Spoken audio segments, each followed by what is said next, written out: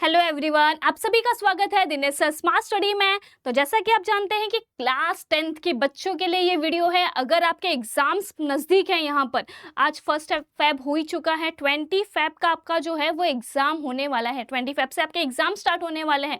तो last moment पे आपकी क्या स्ट्रैटेजी होनी चाहिए, किस तरीके से आपको प्रिपेयर करना है, ये जो 20 डेज है ये आपके लिए गोल्डन डेज है, उसको किस तरीके से यूटिलाइज करना है कि जो आपका परसेंटेज है वो इंक्रीज हो।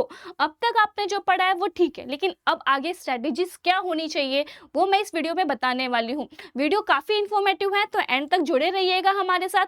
सबसे पहले आपको करना है क्लासिफिकेशन। जी हाँ, क्लासिफिकेशन मतलब क्या, जहाँ पर आपने अभी चैप्टर्स पढ़े हैं, राइट, आपने स्टार्टिंग से पढ़े हैं, कुछ चैप्टर्स आपके काफ़ी स्ट्रॉन्ग है। मैं इस टाइप के मतलब इस चैप्टर में से आप कोई भी क्वेश्चन दे दो मैं इमिडिएटली कर सकता हूँ, राइट, ऐसा कॉन्फिडेंस होगा आप में। तो ऐसे कुछ स्ट्रॉन्ग चैप्टर्स होंगे, कुछ मीडियम चैप्टर्स होंगे कि भाई वो थोड़े बहुत हमने अच्छी तरीके से किए हैं, मतलब थोड़ा किया है थोड़ा नहीं किया, ऐसा अप एंड डाउन होगा। और कुछ चैप्टर्स ऐसे होंगे जिसको तो मैंने हाथ भी नहीं लगाया। तो ऐसे आपको 3 टाइप में कैटेगरी वाइज डिवाइड करने हैं।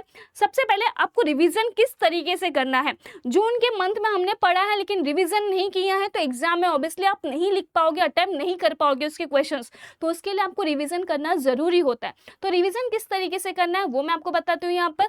सबसे पहले जो स्ट्रॉन्ग चैप्टर्स है, आपके स्ट्रॉन्ग टॉपिक्स है या जो स्ट्रॉन्ग चैप्टर्स है, उसको आपको फास्ट रिविजन करना है। ठीक है, फास्ट रिविजन मतलब क्या, आप एक बार रीड कर लो, उसके क्वेश्चंस एक बार देख लो, इस तरीके से आपको रिविजन करना है। अगर जो मीडियम चैप्टर्स है या मीडियम टॉपिक्स हैं, तो उसके लिए आपको वन शॉट लेक्चर्स देखने हैं उसके। ठीक है, उस टॉपिक का या जो वो चैप्टर है उसका वन शॉट लेक्चर्स देखिए। उसके बाद उसके जो प्रीवियस ईयर क्वेश्चंस होंगे, ओके, वो आपको सॉल्व करने हैं। प्रैक्टिस इज वेरी इंपॉर्टेंट यहाँ पर। और जो वीक चैप्टर्स है उसमें भी आप डिवाइड करो कि हाई वेटेज वाले कौन कौन से चैप्टर्स है या हाई वेटेज वाले टॉपिक कौन से हैं जो एग्जाम्स में आते ही हैं, वो आपको यहाँ पर करने होंगे। समझ में आया आपको। और इन सब में आपकी जो स्ट्रेटेजीज है डे वाइज क्या होनी चाहिए, जैसे मैंने बताया डे 1 से डे 14 की बात कर रहे हैं, तो डे 1 से डे 14 में आपका सबसे पहला होना चाहिए syllabus completion. Okay, syllabus completion ये सबसे फर्स्ट टारगेट होना चाहिए। यहाँ पर आपको सिलेबस कंप्लीट करना है जो भी आपके हैं, जैसे मैंने बोला मैथ्स है, साइंस है, तो आपको सिलेबस पहले कंप्लीट करना है पढ़कर। ओके, उसके साथ साथ उसका रिविजन करना है। डेली आपको 2 सब्जेक्ट यहाँ पर करने होंगे। ओके, तो ये हो गया डे 1 से लेके डे 14 तक का स्केड्यूल।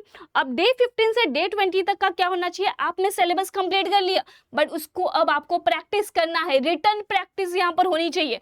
आप ऐसा नहीं करोगे कि आपने सिर्फ मैथ्स देख लिया तो हाँ मेरे माइंड में आ गया ऐसा ऐसा करना है, नहीं, आपको यहाँ पर रिटर्न प्रैक्टिस करनी है। ठीक है, जहाँ पर मैथ्स होगा या कुछ आपको ऐसा लगता है कि न्यूमेरिकल्स है या डेरिवेशन है, उसको आपको रिटर्न प्रैक्टिस करने की जरूरत है, तभी आप एग्जाम में यहाँ पर अटेम्प्ट कर पाओगे। समझ में आया आपको।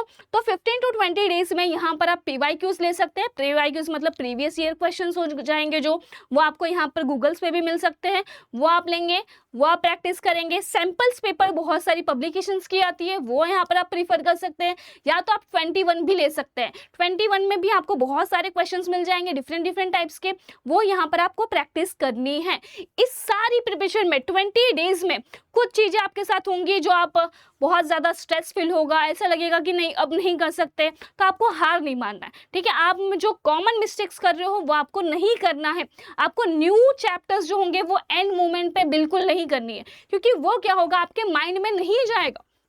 समझ में आपको, और उसके पास आपका रिवीजन के लिए टाइम भी नहीं मिला है, तो उस टाइप के क्वेश्चंस अगर एग्जाम में आते हैं तो आप अटेम्प्ट नहीं कर पाओगे। तो इसके लिए जो न्यू चैप्टर्स होते हैं वो लास्ट मोमेंट पे या लास्ट डेज पे नहीं करने हैं। ठीक है, साथ ही साथ यहाँ पर सिर्फ पढ़ना, अब मैं बोल रही हूँ कि मैं सिर्फ पढ़ रही हूँ, तो वो रही जो उसका वे ऑफ योर लर्निंग, वो सही नहीं है। आपको सिर्फ पढ़ना नहीं है, आपको पढ़ने के साथ साथ प्रैक्टिस भी करना है। समझ में आया। तो इस तरीके से आपको प्रिपेयर करना है। यहाँ पर आप ये भी कर सकते हैं कि एक फॉर्मूला जो होता है, जैसे मैंने बोला मैक्स 1 है, मैक्स 2 है या केमिकल रिएक्शंस है, उसको आप लिख लीजिए। ओके, लिख कर आप रोज रात को सोने से पहले उसको रिवाइज करिए, तो उससे क्या होगा वो आपको सेट हो जाएगा। फिर यहाँ पर जो कुछ आपको पैनिक नहीं होना है, ये जो 20 डेज है उसको आपको अच्छी तरीके से यूज करना है। ठीक है, ये आपके लिए गोल्डन पीरियड है जो आपको मार्क्स इंक्रीज करेगा, आपका परसेंटेज इंक्रीज करेगा, आपने अगर अच्छी तरीके से स्ट्रेटेजी फॉलो करके आपने स्टडी की तो।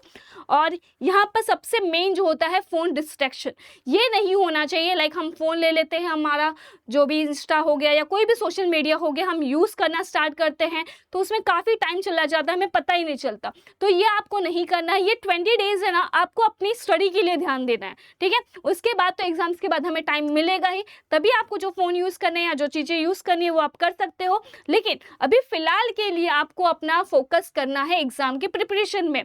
तो ऐसे ही मोर इन्फॉर्मेटिव वीडियोस के लिए हम मिलते रहेंगे इस चैनल पे।